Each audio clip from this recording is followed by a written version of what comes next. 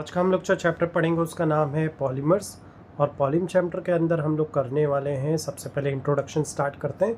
और यहाँ पर मतलब आया पॉलीमर। तो पॉलीमर का मतलब क्या आता है? पॉली का मतलब ये ग्रीक वर्ड से आया है और पॉली का मतलब होता है मैनी और मैरोस का मतलब होता है रिपीटिंग यूनिट। यानी आसान भाषा में बोले तो ये एक वर्ड है जिसका मतलब होता है बहुत सारी चीज़ जो छोटी छोटी चीज़ों से मिलकर बनी। मैरोस मतलब छोटी छोटी, यूनिट का मतलब होता है वन वन, रिपीटिंग जैसी हो सकता है वो सेम टाइप की चीज़ रिपीट हुई या डिफरेंट टाइप की। ये सारी चीज़ें हम लोग डिटेल में इस चैप्टर के अंदर पढ़ेंगे। अब हम लोग नेक्स्ट वर्ड देख रहे हैं मोनोमर्स का मतलब। मोनोमर्स का मतलब होता है small molecule which join together to give a large number of molecule. मतलब जब छोटे छोटे मॉलिक्यूल आपस में मिलते हैं तो एक बड़ी चीज़ का रूप ले लेते हैं। जैसे छोटे छोटे बूंद आपस में मिलकर समुंदर का रूप ले लेते हैं, इसी तरह से। तो मोनोमर का मतलब वो स्मॉल मॉलिक्यूल जिससे एक बड़ा मॉलिक्यूल बनाओ, ठीक है। तो उस शुरुआत को मोनोमर बोलते हैं। ये बिल्कुल हमारी स्टडी की तरह, हमारी स्टडी भी शुरू होती है एक एक चैप्टर से, फिर वो एक एक चैप्टर 2 चैप्टर 3 चैप्टर 4 चैप्टर और बहुत सारे चैप्टर में बदल जाते हैं। शुरुआत छोटे से ही होती है, फिर वो एक बड़े का रूप ले लेती है। अब आते हैं फाइबर। एक्चुअली ये जो फाइबर वर्ड है, जैसे ही अगर फाइबर वर्ड आए तो दिमाग में हमेशा क्या आ जाना चाहिए?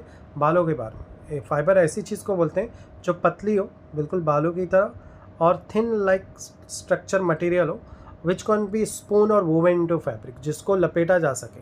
जैसे धागे को लपेटते हैं ना, बिल्कुल इसी तरह से अगर ऐसी चीज़ को लपेटा जा सकता है तो उसे फाइबर बोलते हैं। हमारे जो बाल होते हैं ये केराटिन नामी प्रोटीन से बने होते हैं, जो कि बहुत ही पतले और थ्रेड जैसे होते हैं, थोड़े इलास्टिसिटी की प्रॉपर्टी भी रखते हैं फाइबर। अब आते हैं स्टैंडर्ड डेफिनेशन देखते हैं पॉलीमर की। एग्ज़ाम में पॉलीमर की ये जो डेफिनेशन है वो पूछती है। तो पॉलीमर का मतलब क्या होता है? Polymer which have high molecular mass compound form by joining together a large number of simple molecule is called monomer. ठीक है, बोलने का मतलब क्या है कि पॉलीमर बनता कैसे? ये देखो नीचे जो ग्रीन में लिखा है ना, ये ऊपर की डेफिनेशन को ही शॉर्ट में समझाया है। क्या समझाया है उसने? कि जो पॉलीमर ऐसा प्रोसेस जिसमें मोनोमर कन्वर्ट हो जाते हैं पॉलीमर में, उसे बोलते हैं पॉलीमर्स, और उस प्रोसेस को पॉलीमराइजेशन बोलते हैं। नीचे एक शॉर्ट डेफिनेशन है। बोलने का मतलब क्या है? जब छोटे छोटे इस तरह के मोनोमर आपस में मिलते हैं तो ये एक बड़ा सा रूप ले लेते हैं। देखो नीचे एग्जाम्पल दिए, सभी आपस में खड़े हो, जब साथ में सब मिल गए तो एक विशाल चीज़ का रूप ले लेते हैं। ये बिल्कुल टीम्स की तरह। एक पर्सन, फुटबॉल में एक बंदा नहीं खेलता है, फुटबॉल में बहुत सारे लोग खेलते हैं। एक जन से टीम जीत नहीं सकती, सब जब साथ में मिलके खेलते हैं तब टीम जीतती है।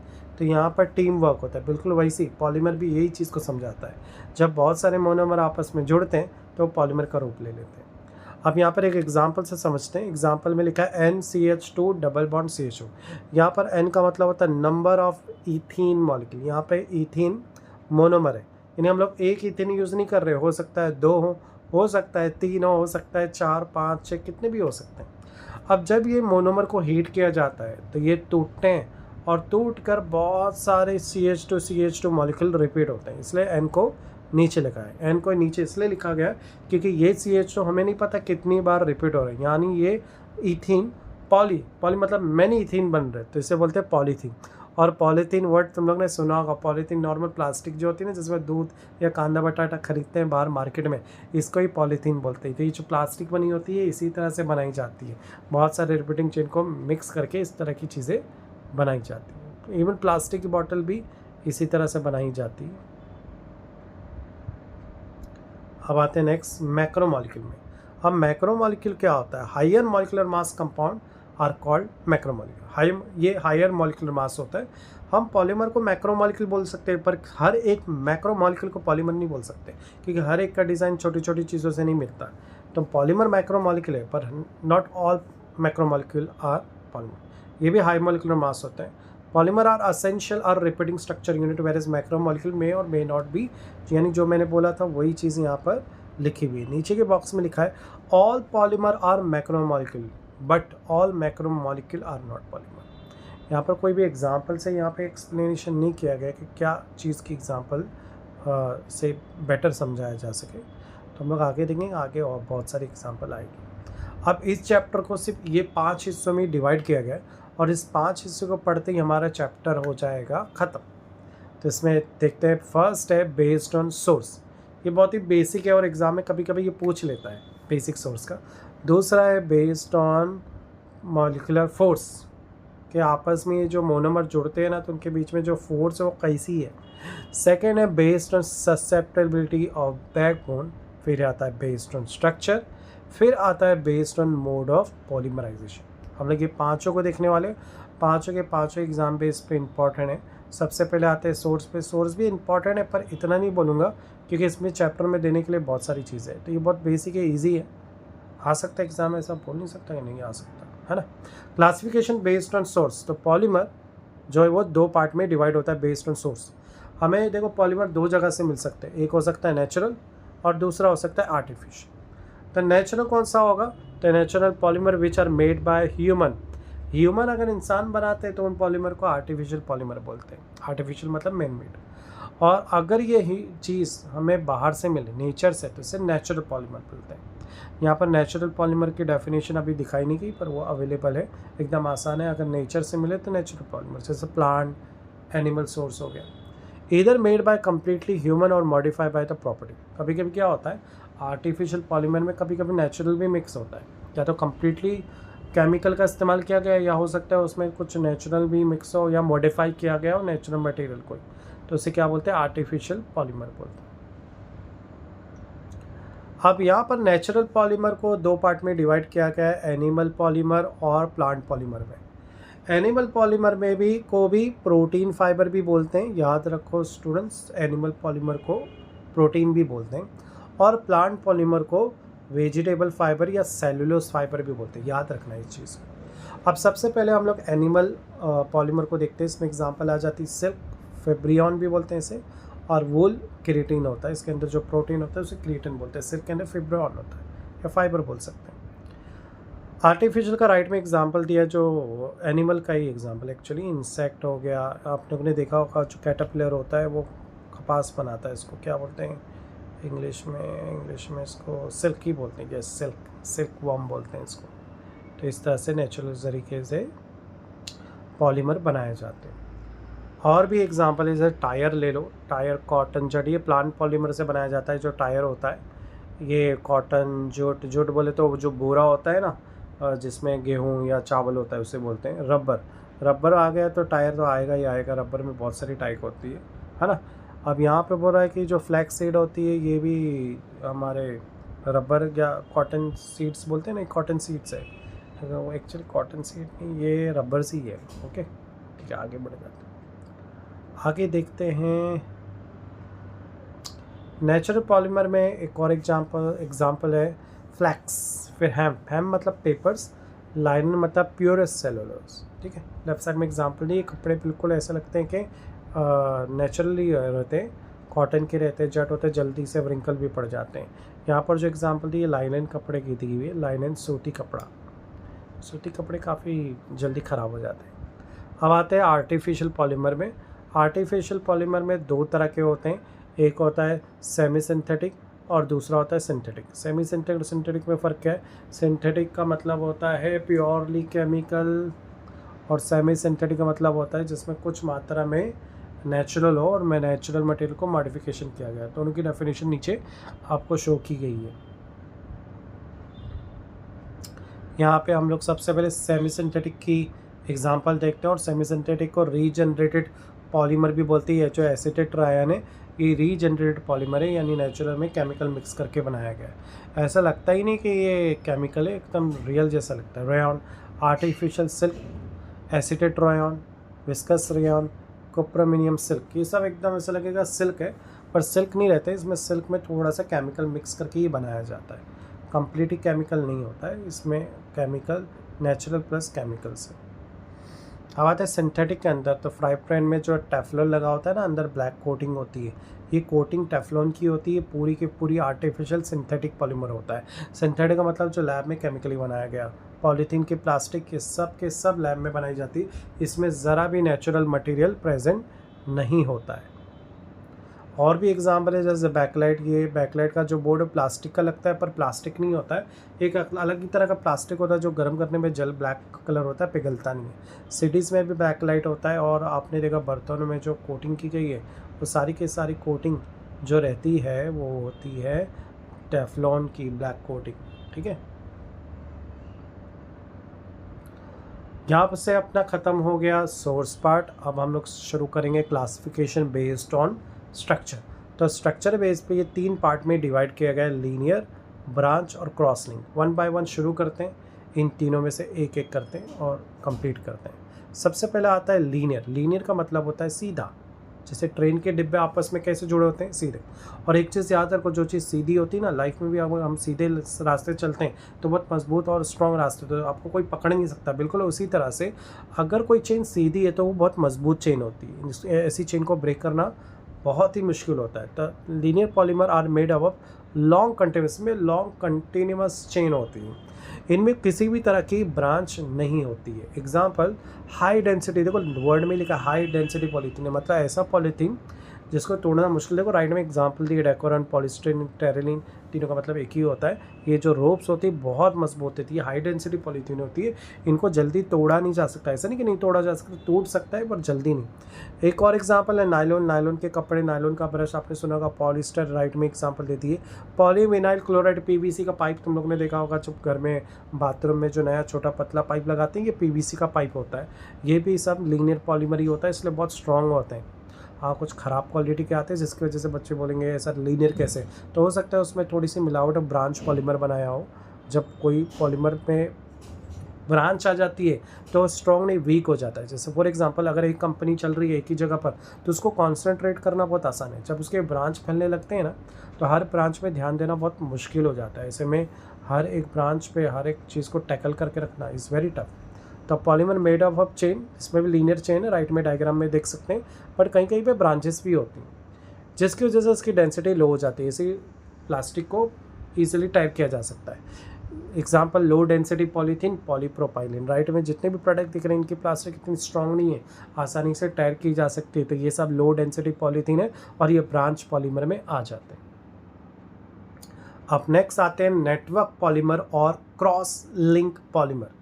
ये क्या होता है? Polymer made up of strong covalent bond. Covalent bond का मतलब शेयरिंग ऑफ इलेक्ट्रॉन, जिसमें शेयरिंग ऑफ इलेक्ट्रॉन होता है उसे कोवैलेंट बॉन्ड बोलते हैं। यानी इसमें कार्बन की चेन आपको दिखाई देगी, क्योंकि कोवैलेंट बॉन्ड मोस्टली कार्बन में ही प्रेजेंट होता है। लीडिंग टू अ नेटवर्क, इसमें बिल्कुल जैसे मकड़ी कैसे जाले बनाती है, यानी इसमें लीनियर स्ट्रक्चर भी मिलेगा, ब्रांच भी मिलेगा, ब्रांच में भी ब्रांच मिलेगी, बहुत सारी ब्रांच होती है, इसलिए नेटवर्क स्ट्रक्चर बोलते हैं। आप बोलेंगे कि सर ये तो बहुत वीक होगा, नहीं, ये उल्टा हो जाता है। सर ज़्यादा ऐसे नेटवर्क स्ट्रक्चर बनते हैं ना तो जाले स्ट्रॉन्ग हो जाते हैं, वैसे ही ये बहुत स्ट्रॉन्ग हो जाता है। इसमें एग्जांपल है बैकलाइट। बैकलाइट, ये जो टाइल्स दिख रही है, मैंने स्विचेस बोर्ड की बात की है, तो सब बैकलाइट होते हैं, बहुत स्ट्रॉन्ग होते हैं। मेलामाइन, आपने देखो कुछ प्लेट देखो या कांच देखा होगा, जैसे कांच जैसा लगता है बट एक्चुअली प्लास्टिक रहता है, इसको कचकड़ा बोलते हैं। ये मेलामाइन या मेलामिक से बना होता है। दूसरा रबर, जो स्ट्रॉन्ग रबर होते हैं, ये सब नेटवर्क पॉलीमर होते हैं, ठीक है। तो यहाँ पर अपना क्लासिफिकेशन खत्म होता है बेस्ड ऑन स्ट्रक्चर। स्ट्रक्चर में 3 थे, linear, branch and cross network. Exam में ये पूछ सकता है। अब यहाँ से आते हैं next classification based on mode of polymerisation, ठीक है, किस तरह से ये पॉलीमर को बनाया जाता है। तो इसके 2 तरीके हैं, 2 तरह के रिएक्शन इसमें देखे गए। पहला है एडिशन। एडिशन का मतलब होता है चेन ग्रोथ, ऐड करते जाना, कुछ भी रिमूव नहीं होगा, इसमें एडिशन होता रहेगा। इसमें मोस्टली मोनोमर रहेगा अल्कीन। सेकंड आता है कंडेंसेशन या स्टेप ग्रोथ पॉलीमर। इसके अंदर अगर 2 चीज़ को आपको जोड़ना है तो कुछ निकालना पड़ेगा, बिना निकाले वो चीज़ जुड़ेगी नहीं। तो वो दोनों एग्जाम्पल पॉलीमराइजेशन हम लोग अभी यहाँ पर देखेंगे। उससे पहले इसके और क्लासिफिकेशन कर देते हैं। जैसे एडिशन के अंदर भी 2 टाइप रहेंगे। पहला रहेगा होमोपॉलीमर। पहला कौन सा है? होमोपॉलीमर रहेगा। और दूसरा होगा हेट्रोपॉलीमर। होमो का मतलब होता है 1, एक ही टाइप के मोनोमर आपस में जुड़ेंगे। अगर मान लो रिएक्टेंट 2 है और दोनों सेम है तो उसे होमो बोलेंगे, सेम टाइप। हेट्रो का मतलब है डिफरेंट, यहाँ पर मोनोमर सेम नहीं रहेंगे, डिफरेंट टाइप करेंगे। होमो के अंदर एग्जाम्पल है polythene, polyvinyl chloride, PVC, Teflon, Orlon. Orlon को पेन भी बोलते हैं। सिमिलरली हेट्रोपॉलीमर एग्जाम्पल है ब्यूना एस, ब्यूना एन। इन सब एग्जाम्पल में बहुत डिटेल में जाने वाले, क्योंकि ये एग्जाम्पल भी बोर्ड एग्जाम में पूछी जाती है, तो अपने को ये अलग से देखना है इन एग्जाम्पल को, तो we will see that. Next आते हैं कंडेंसेशन पॉलीमराइजेशन, जिसको स्टेप ग्रोथ बोलते हैं। Polymer are form by combination of 2 monomer. इसके अंदर भी होमो और हेट्रो दोनों रहेंगे, बट इसमें जब कॉम्बिनेशन होगा तो कुछ एलिमिनेशन होगा। अब एलिमिनेशन फिक्स है, इसको तुम लोग रट्टा मार लो। अगर जब एलिमिनेशन कुछ भी चीज़ होएगी तो मोस्टली वो एलिमिनेशन वाटर होगा या मिथाइल अल्कोहल होगा। ये दो चीज़ें फिक्स करके चलो, एक्स्ट्रा लिखा हुआ है पर तुम्हारे चैप्टर में ये दो चीज़ को ही मैंने देखा है कि ज़्यादा दिखाया गया, या तो वाटर रिमूव होगा या मिथाइल अल्कोहल रिमूव हुआ है। चलो देखते हैं क्या रिमूव हुआ है। तो यहाँ पर भी मैंने पहले बताया था कि इसमें भी दो टाइप है होमोपॉलीमर। मैं अपने आप को ऊपर ले लेता हूँ, यहाँ ले लेता हूँ होमोपॉलीमर, और दूसरा क्या है हेट्रोपॉलीमर। तो होमोपॉलीमर एग्जांपल है नायलॉन 6, सेल्यूलोज, स्टार्च। ये सब होम है, सेम टाइप के पॉलीमर आपस में मिलकर एक बड़ी चेन का रूप ले लेते हैं। हेट्रोपॉलीमर को कोपॉलीमर भी बोलते हैं, यानी डिफरेंट टाइप की चेन है। एग्जाम में आता है कोपॉलीमर तो बच्चे कंफ्यूज हो गए हाइड्रोपॉलीमर, लेकिन कोपॉलीमर एक ही है, दोनों में सेम डेफिनेशन चिपका देने का कि different type of monomer combined with each other is called heteropolymer और कोपॉलीमर। इसमें एग्जांपल आएगा टेरेलिन, नायलॉन 6,6, बैकलाइट। ये सारे एग्जांपल इंपॉर्टेंट है, इसको बहुत अच्छे से डिटेल में आगे देखना है। इसके रिएक्शन दो मार्क्स के लिए पूछते हैं, इसलिए इधर पे ऐसे ही जाएंगे, आगे डिटेल में देखेंगे। अब यहाँ पे हम लोग ने कंप्लीट कर लिया अपना क्लासिफिकेशन। अब दूसरा क्लासिफिकेशन है based on molecular force. Based on molecular force ये 4 पार्टों में डिवाइड हुआ है, elastomer, fibres, thermoplastic polymer and thermosetting polymer. Exam में ये इंपॉर्टेंट है, मैंने ऑब्जर्व किया काफ़ी क्वेश्चन इसमें एग्जाम में आए हैं इसके बेस पर। तो चलो देखते हैं इसके बारे में। सबसे पहला आता है इलास्टोमर। इसमें जितने पॉइंट है ना बहुत इनफ है, बहुत छोटा लिखा हुआ है। अगर एग्ज़ाम में ये पॉइंट्स को भी तुम लोग लिख कर आ जाते हो तो आपको पूरे मार्क्स मिल जाएंगे, and that is very good thing, correct. तो चलो देखते हैं इन पॉइंट्स को ही कवर करते हैं। नहीं यार, इलास्टोमर वीक इंटरमॉलिक्यूलर फोर्स बोलते हैं। इलास्टोमर बिल्कुल इलास्टिसिटी है। जब भी इलास्टोमर आएगा रबर बैंड को याद कर लेना, यानी इनमें जो इंटरमॉलिक्यूलर फोर्स है वीक है, खींचोगे ना ज़्यादा टूट भी जाएगा। जब किसी चीज़ में वीक इंटरमॉलिक्यूलर फोर्स होती है ना, जिनको आसानी से ब्रेक किया जाता है, तो उसे वैंडरवल फोर्स बोलते हैं। वैंडरवल साइंटिस्ट का नाम है और उसे एक टेम्परेरी फोर्स या वीक के लिए अब ये वर्ड हम लोग मोस्टली साइंटिस्ट का नाम लेते हैं। ये देखा गया इलास्टिसिटी में। नीचे एग्जाम्पल दिया है ब्यूना एंड नियोप्रीन वल्कनाइजर। ये जो नियोप्रीन है ना, ये नेचुरल रबर को बोला जाता है, और नेचुरल रबर की क्वालिटी अच्छी नहीं होती है, आसानी से ब्रेक हो जाता है। सेकेंड आया फाइबर। फाइबर के बारे में ऑलरेडी हम लोगों ने देखा था स्टार्टिंग में, जो पतला और थिन लाइक स्ट्रक्चर हो जिसको बांधा जा सके धागे की तरह।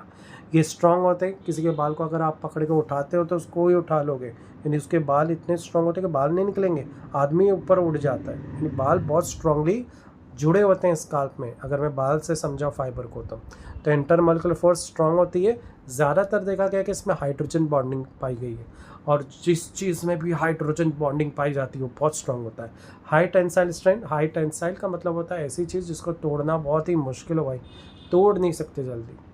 Nylon 6,6 terrain. देखो बहुत बार रिपीटेटिव एग्जाम्पल आई है, मैंने बार बार रिपीट कर रहा हूँ। एग्जाम्पल हम लोग 1 बाय 1 देखने वाले हैं।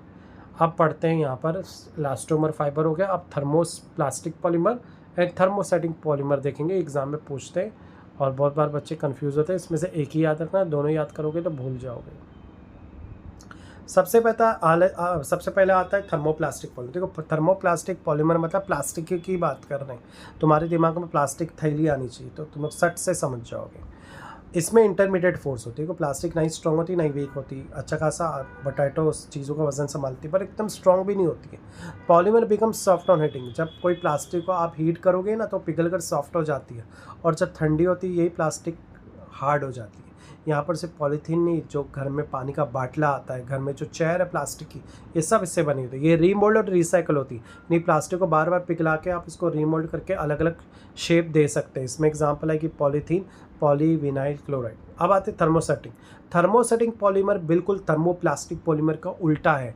इसके अंदर पॉलीमर डो नॉट सॉफ्ट नहीं, ये जैसे ये हीट करने पे सॉफ्ट होता है तो उसका उल्टा कर दो, ये हीट करने पे सॉफ्ट नहीं होगा, उल्टा और कड़क हो जाएगा। ठीक है। दे अंडर को एक्सटेंसिव क्रॉस लिंक, इसके अंदर क्रॉस लिंक रहती है, जैसे हम लोगों ने पढ़े थे ना लीनियर ब्रांच क्रॉस लिंक, तो ये क्रॉस लिंक की एग्जांपल है। Can not be remould, recycle and reuse. इसको रिसाइकल नहीं किया जाता, जैसे आप लोग कंप्यूटर में देखते हैं, टीवी में देखते हैं, तो अब तुम लोगों को क्या लगता है प्लास्टिक कौन सी, मैं तुम लोगों को दिखाता हूँ। देखो यहाँ पर जो कंप्यूटर रखा हुआ है, टीवी रखा है, तुम लोग को लगता है ये प्लास्टिक का बना हुआ है, पर एक्चुअली ये एक अलग प्लास्टिक है। ये वो प्लास्टिक नहीं है जो तुम लोग समझ रहे हो, ये डिफरेंट टाइप के प्लास्टिक से बना हुआ है। इसको बैकलाइट बोला जाता है, नीचे एक एग्जाम्पल लिखा हुआ है। लगता है प्लास्टिक है पर रहता नहीं प्लास्टिक। देखो तुम लोग देखा शॉर्ट सर्किट में जब जलता है काला हो जाता है स्विच, है ना, तो ये थर्मोसेटिक पॉलीमर है, लुक लाइक प्लास्टिक पर है नहीं। यूरिया फॉर्मल्डिहाइड भी एक अच्छी एग्जाम्पल है। तो अब हम लोग आगे बढ़ते हैं। यहाँ से हम लोग ने मैक्सिमम सारे के सारे क्लासिफिकेशन को कवर कर लिया। नेक्स्ट वीडियो में हम लोग देखेंगे, चलो शुरू करते हैं।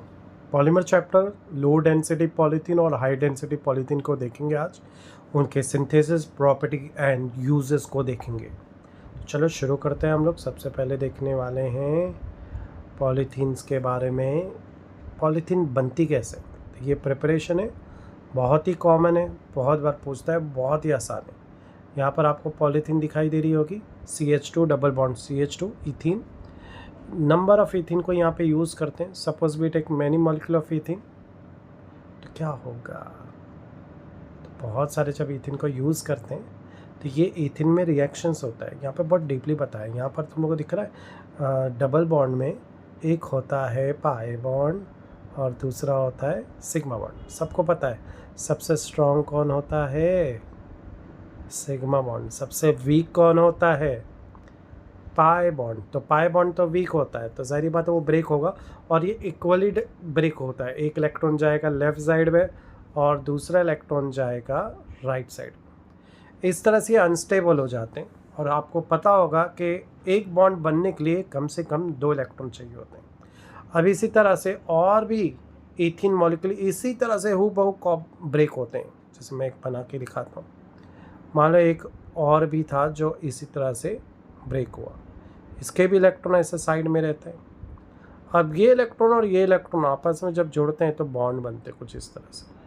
CH2 पहले वाला था, और ये 2 इलेक्ट्रॉन मिलकर क्या बन जाएंगे, बॉन्ड बन के CH2 बनेंगे। इस तरह से ये बॉन्ड जुड़ते ही रहते हैं और एक विशाल बड़ी सी चेन बना देते हैं, जिसको हम लोग आसान भाषा में, यही रिपीटिंग यूनिट क्या बना रहे हैं, बड़ी सी चेन बना रहे हैं, जिसको हम लोग क्या बोलते थे, पॉलीथीन। इथीन बन जाता है पॉलीथीन। इसमें 2 टाइप की पॉलीथीन देखी गई है, मार्केट में आपको मिलेगी 2 टाइप की पॉलीथीन। एक मिलेगी लो डेंसिटी पॉलीथीन LDP, दूसरी मिलेगी हाई डेंसिटी पॉलीथीन HDP। तो 1 बाय 1 हम लोग दोनों पॉलीथीन के बारे में देखेंगे। सबसे पहले देखेंगे low density polythene, important exam में पूछता है ये, जिसको बोलते हैं LDP। इसको लो डेंसिटी पॉलीथाइलिन भी बोलते हैं, LDPE भी बोलते हैं। इसमें जो मोनोमर यूज़ करते हैं वो इथीन ही होता है। तुम लोग बोलेंगे अरे सर अभी तो सब सेम है, कुछ भी नया नहीं है, आगे आएगा कुछ नया। अब इसी तरह से इसमें बहुत सारे CH2 पाई बॉन्ड अपने ब्रेक करते हैं और इलेक्ट्रॉन जाता है आजू बाजू में। यहाँ तक तो सब कुछ सेम ही है, स्ट्रेट चेन ही बन रही है। अब आएगा बदलाव, ये स्ट्रेट चेन से तो बॉन्ड बन रहे, पाई बॉन्ड ब्रेक हो रहे, 2 electron come to both side and joined by another ethylene molecule, और एक बड़ी सी चेन बन जा रही है। चलो ठीक है, यहाँ तक तो कोई प्रॉब्लम नहीं। हाँ, इस रिएक्शन को करने के लिए कैटलिस्ट का यूज़ किया जाता है। यहाँ पे जो कैटलिस्ट है ऑक्सीजन या बाई पर ऑक्साइड यूज़ करते हैं, और इसके साथ साथ इसको हीट भी करना पड़ता है 200 to 300 डिग्री सेल्सियस, और प्रेशर 1000 एटमॉस्फेयर देना पड़ता है, तब जाके ये सीधी चेन आपको दिख नहीं ना बन पाती। But the reaction take place at high temperature and pressure. High temperature pressure तो है जिसमें रिएक्शन हो रहा है। इस चक्कर में क्या होता है, due to high heat 1 carbon atom loss their hydrogen. इतना ज़्यादा टेम्परेचर प्रेशर की वजह से जो एक हाइड्रोकार्बन होता है ना, वो अपना एक हाइड्रोजन आइटम लॉस कर देता है। जैसे हाइड्रोजन आइटम लॉस करता है, वहाँ पे आ जाता है रेडिकल, एक फ्री इलेक्ट्रॉन्स। अब कोई भी इथीन टूटेगा तो वो सीधी चेन की बजाय इस ब्रांच पे अटैच हो जाएगा। इस ब्रांच पे अटैच होना मतलब क्या होना, ब्रांच, देखो मैंने वर्ड यूज़ कर दिया ब्रांच, और जहाँ पर होता है ब्रांच वो बन जाती है लो डेंसिटी पॉलीथीन। तो ये हो जाएगा वीक, इसी वजह से इसको लो डेंसिटी बोलते हैं। ये पॉलीथीन की ताकत इतनी अच्छी नहीं होती है, वही पॉलीथीन की ताकत अच्छी होती है जो स्ट्रेट चेन होती है। अब पढ़ते हैं इसकी प्रॉपर्टी के बारे में। ये केमिकली इनर्ट होती है। इनर्ट का मतलब होता है नॉन रिएक्टिव, जो रिएक्शन नहीं करता। It is tough but mechanically weak. Tough तो रहता है बट मैकेनिकली वीक है, हाथ से मैं तोड़ सकता, आसानी से ब्रेक कर सकता हूँ, थोड़ा ताकत लगेगी पर हो जाएगा। फ्लेक्सिबल होता है बहुत, बिल्कुल रबर बैंड की तरह खींचता है, अपने हिसाब से चलता है। पुअर कंडक्टर ऑफ इलेक्ट्रिसिटी, अगर इनर्ट है तो पुअर कंडक्टर होगा ही, हीट नहीं जनरेट करेगा, करंट के साथ भी रिएक्ट नहीं करेगा। एग्जाम्पल है इंसुलेशन ऑफ केबल, जो केबल्स होते हैं ना वायर में, तुमने देखा होगा वायर पे केबल लगे हुए, तो वो सारे के सारे प्लास्टिक यानी लो डेंसिटी पॉलीथीन से बने होते हैं। पैकेजिंग पैक देखा होगा, मूवर टेकर जब शिफ्टिंग करते कोई लोग घर को या किसी चीज़ को पैक करना हो तो वो प्लास्टिक बहुत ही नाजुक होता है ताकि लोग खोले जल्दी से, वो पैकेजिंग पैक भी लो डेंसिटी पॉलीथीन से बना होता है। बहुत सारे टॉय होते हैं जो बहुत सॉफ्ट टॉय होते हैं, डेलिकेट होते हैं, ये भी लो डेंसिटी पॉलीथीन से बने होते हैं। अब पढ़ेंगे हम लोग हाई डेंसिटी पॉलीथीन के बारे में, जिसे शॉर्ट फॉर्म में HDP बोलते हैं, या इसको हाई डेंसिटी पॉली इथाइलिन भी बोलते हैं, HDPE। सेम रिएक्शन इधर पे भी मैंने ईथिन लिया है, बट दिस टाइम मैं इसे हीट कर रहा हूँ 373 केल्विन और 6 to 8 एटमॉस्फेयर, बहुत ही लो प्रेशर दिया है। और यहाँ पर जो कैटलिस्ट यूज़ करो इसका नाम है ज़िग्लर नाटा कैटलिस्ट। इसका molecular tri methyl aluminium titanium tetrachloride, यहाँ पर 3 इथाइल ग्रुप एल्यूमिनियम से जुड़े हुए और टाइटेनियम टेट्राक्लोराइड, इसे बोलते हैं ज़िग्लर नाटा कैटलिस्ट। इसका इस्तेमाल करने पर मुझे एक स्ट्रेट चेन मिलेगी, सारी चेन स्ट्रेट है और आपस में जुड़ते ही जा रही है। तो अगर कोई स्ट्रेट चेन बनती है, मैंने पहले ही बोला था जब चेन स्ट्रेट होती है तब बहुत ही स्ट्रांग होती है, इनको ब्रेक करना बहुत ही मुश्किल होता है, तो इसी वजह से इसका नाम रखा गया हाई डेंसिटी पॉलीथीन। ये पॉलीथीन बहुत ही स्ट्रांग रहता है। और ज़िग्लर नाटा ये साइंटिस्ट का नाम है, जिसकी पिक्चर तुम लोग को राइट साइड में दिख रही होगी, यही वो साइंटिस्ट है जिसने कैटलिस्ट बनाया था और इस रिएक्शन को मुमकिन करके दिखाया था। अब हम लोग आगे देखेंगे इसकी प्रॉपर्टी के बारे में। It is translucent polymer. Translucent मतलब जो ट्रांसपेरेंट होता है, ये ट्रांसपेरेंट भी आता है पॉलीमर। जैसे तुमने प्लास्टिक का पाइप देखा होगा, जो घर में पाइप यूज़ करते पानी का, ट्रांसपेरेंट भी आता है। केमिकली इनर्ट है, ये भी रिएक्शन नहीं करता है, इसमें कुछ भी डाल दो रिएक्शन नहीं करे। एक्सट्रीमली टफ, बहुत टफ होता है। राइट में देखो आपको दिखाया गया है, जो बड़ी बड़ी पाइप्स लगाए जा रहे हैं ये बने हुए हाई डेंसिटी पॉलीथीन के। High density high melting point है, जल्दी मेल्ट नहीं होंगे। प्लास्टिक बॉटल जो बनती है वो इस ही डेंसिटी पॉलीथीन की बनती है। प्लास्टिक पाइप, प्लास्टिक कंटेनर और बहुत सारे तुमने हार्ड टॉय रखेंगे, एक्शन टॉय जो आते हैं, ये हाई डेंसिटी पॉलीथीन के बनाए जाते हैं ताकि अगर ऊंचाई से भी गिरे तो ये ब्रेक ना हो जाए, इसी वजह से इनको हाई डेंसिटी पॉलीथीन से बनाते हैं। मज़े की बात है कि नहीं। अब जो जो एग्जांपल थी मैंने बोला था वो सब एग्जांपल अब वन बाय वन हम देखेंगे। सबसे पहले देखने वाले टेफ्लॉन, उसके बाद देखेंगे एक्रीलो नाइट्राइल। मेरी टंग भी ट्विस्ट होने शुरू हो जाते हैं, ऐसे वर्ड्स हैं इसमें। सबसे पहले हम लोग देखने वाले हैं टेफ्लॉन के बारे में। टेफ्लॉन बहुत ही फेमस है। ये जो फ्राई पैन की कढ़ाई होती है ना, ये फ्राई पैन की कढ़ाई इसी से बनी होती है। इसके अंदर जो काली काली कोटिंग करते हैं ना, मैं जब भी जाता हूँ ना दुकान में पहले पूछता हूँ भाई इसमें नॉन स्टिक है, तो नॉन स्टिक मतलब वो टेफ्लॉन की केमिकल्स है क्या, अगर है तो नहीं लेता हूँ क्योंकि वो निकल जाते खाने के साथ। मैं कोटिंग एनोडाइज लेता हूँ जो बहुत ही हीटिंग करके स्ट्रांगली चिपकाए जाते हैं, ठीक है। अब ये टेफ्लॉन में क्यों नहीं लेता, उसकी रीज़न है क्योंकि ये बने हुए टेट्रा फ्लोरो इथाइलिन। फ्लोरीन हमारे केमिकल हेल्थ के लिए अच्छा नहीं होता, ये केमिकल बहुत ही ख़तरनाक है। अब क्या होता है कि इसमें डबल बॉन्ड है, तो मैंने पहले बताया डबल बॉन्ड ब्रेक होगा और ये सिंगल इलेक्ट्रॉन आजू बाजू देगा। अब एक तो टेट्राफ्लोरोइथीन है नहीं, बहुत सारे, ये आपस में जुड़कर एक बड़ी चेन बनाते हैं जिसको क्या बोलते हैं, पॉली टेट्राफ्लोरोइथीन या पॉलीटेफ्लॉन भी बोल सकता हूँ मैं, जो नाम से ही फेमस है। इस रिएक्शन को करने के लिए आपको यूज़ करना पड़ेगा कैटलिस्ट। ऑक्सीजन यहाँ पे कैटलिस्ट का काम कर रहा है और बहुत ही हाई प्रेशर देना पड़ेगा तभी ये रिएक्शन मुमकिन हो पाएगा, अदरवाइज ये रिएक्शन आगे बढ़ नहीं पाएगा। इसकी प्रॉपर्टी है केमिकली इनर्ट है, अगर नहीं होता तो खाने के साथ रिएक्ट हो जाता है, खाने के साथ इसको भाजी के तौर पर खा जाते हैं। कोटिंग के लिए कुकिंग पैन में यूज़ करते हैं। ऑयल की जो सील होती है गास्केट में भी यूज़ होता है। ऑयल सील बोले तो वो जो जहाँ पे ढक्कन लगता है ना, जहाँ पे मजबूती से चिपक जाए, वहाँ पे इसका यूज़ करते हैं। पिक्चर मैंने सारी दिखाई है। अब आते हैं नेक्स्ट पॉलीमर की तरफ जिसका नाम है पैन। पैन को ऑरलॉन एक्रिलेन भी बोलते हैं, अलग अलग कंट्री में अलग अलग नाम है। और इसे chemical name poly acrylo nitrile बोलते हैं, जिसका शॉर्ट फॉर्म है पैन। ये भी एग्जाम में पूछता है, पढ़ लो, एकदम इम्पॉर्टेंट, टेफ्लॉन जैसे इम्पॉर्टेंट नहीं बोल सकता मैं, पर है इम्पॉर्टेंट। तो ये इसका स्ट्रक्चर है, CH2CH है, उसमें साइनाइड को अटैच करते हो तो बन गया एक्रिलो नाइट्राइल। या नंबर ऑफ एक्रिलो नाइट्राइल को हाइड्रोजन पर ऑक्साइड यहाँ पे कैटेलिस्ट का काम कर रहा है। अब ज़ाहिर बात है ये जो डबल बॉन्ड है ये ब्रेक हो जाएंगे और सिंगल बॉन्ड अटैच होंगे, फिर ये रिपीटिंग चेन बार बार रिपीट होगी। होमोपॉलीमर का एग्जांपल है, और एक बड़ी सी चेन बनाएगी जिसे बोलेंगे पॉलीएक्रिलोनाइट्राइल।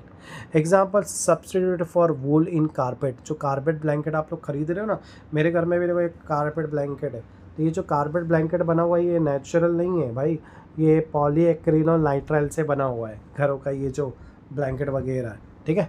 तो इसमें इसका इस्तेमाल करते हैं।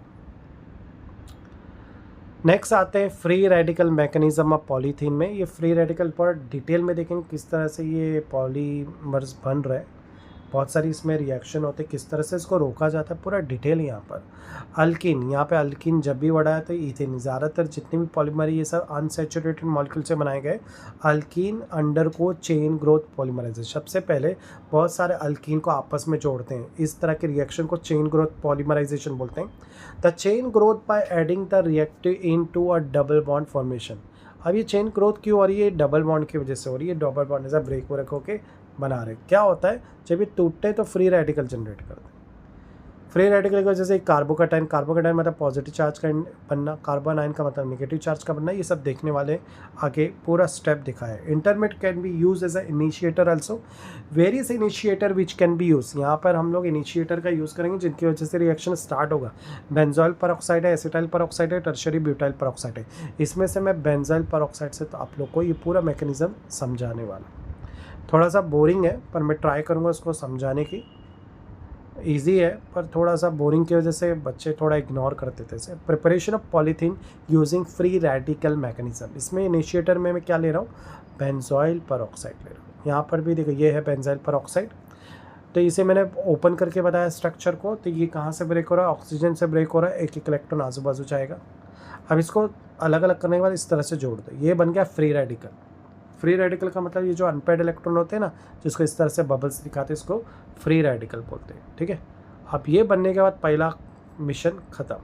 अब फ्री रेडिकल बनने के बाद इसमें करना है डीकार्बोक्सिलेशन। डीकार्बोक्सिलेशन का मतलब होता है रिमूवल ऑफ, डीकार्बोक्सिलेशन का मतलब होता है रिमूवल ऑफ कार्बन डाइऑक्साइड। एक मिनट, यहाँ पे रिएक्शन है। अब इसमें से कार्बन डाइऑक्साइड निकाल देंगे तो बचेगा क्या? 2C6H5।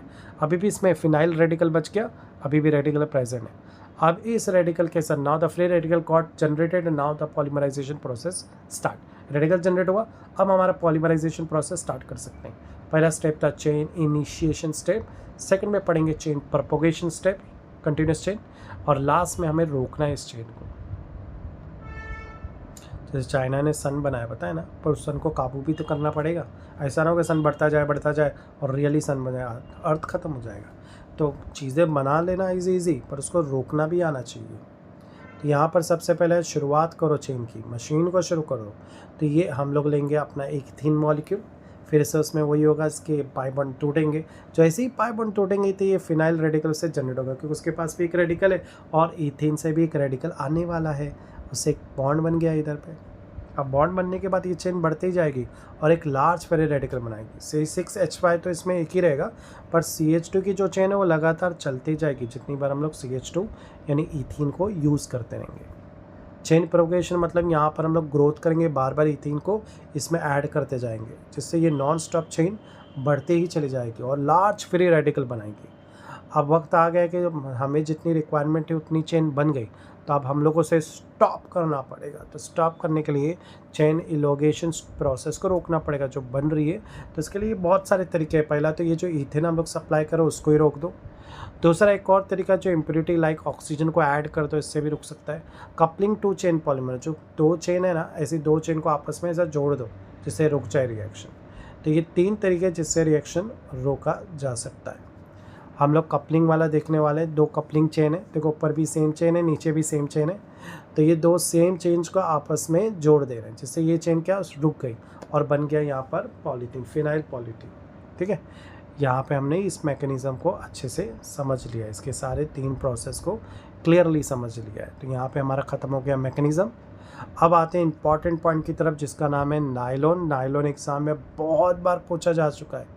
मैंने जब एग्ज़ाम दिया था 2008 में, तब से ये इम्पॉर्टेंट है, और तब इस चैप्टर का नाम था सिंथेटिक फाइबर। तो समझ जाओ ये अभी भी इम्पॉर्टेंट एग्ज़ाम में पूछेगा।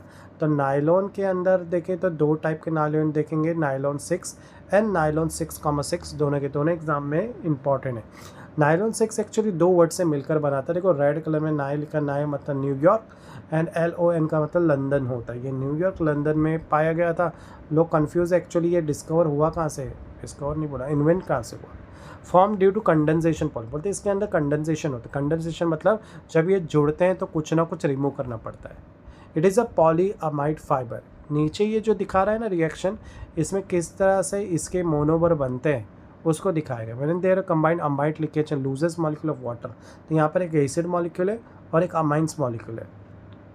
एसिड में RCOH है और अमाइंस में NH2R है। जब ये आपस में जुड़ते हैं तो बीच में से देखो वाटर मॉलिक्यूल रिमूव हो रहा है। पहले ही बोला था कंडेंसेशन मतलब removal of something, either methanol और वाटर मॉलिक्यूल। तो ये बन गया अमाइड लिंकेज। इसके बीच में जब CO के साथ NH हो ना तो इसे अमाइड लिंकेज बोलते हैं। क्या पढ़ते हैं, अमाइड पढ़ते हैं। वाटर रिमूव हो गया तो बोलते हैं इसके अंदर अमाइड टाइप की लिंकेज देखी गई है। आगे बढ़ते हैं।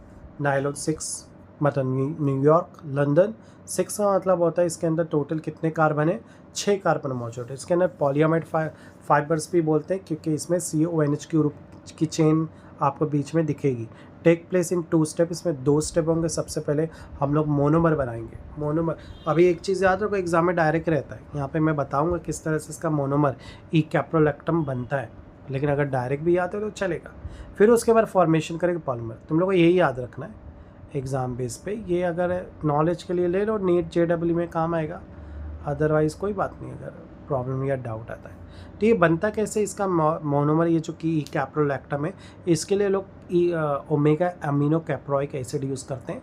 और ये तुम लोग को alpha beta gamma delta omega जो दिख रहा है एक्चुअली ये नंबर है। अल्फ़ा मतलब 1, बीटा मतलब 2, गामा मतलब 3, डेल्टा मतलब 4, ओमेगा मतलब 5। फिर NH2 ग्रुप। ये जो वर्ड है ना नंबर्स, ये ग्रीक भाषा के नंबर, यानी 5th पोजीशन में NH2 ग्रुप अटैच है और 1st पोजीशन पे COH ग्रुप है, इसलिए इसका नाम क्या होता है, कैप्रोइक एसिड। अब इस कैप्रोइक एसिड से कैप्रोलैक्टम बनाना है।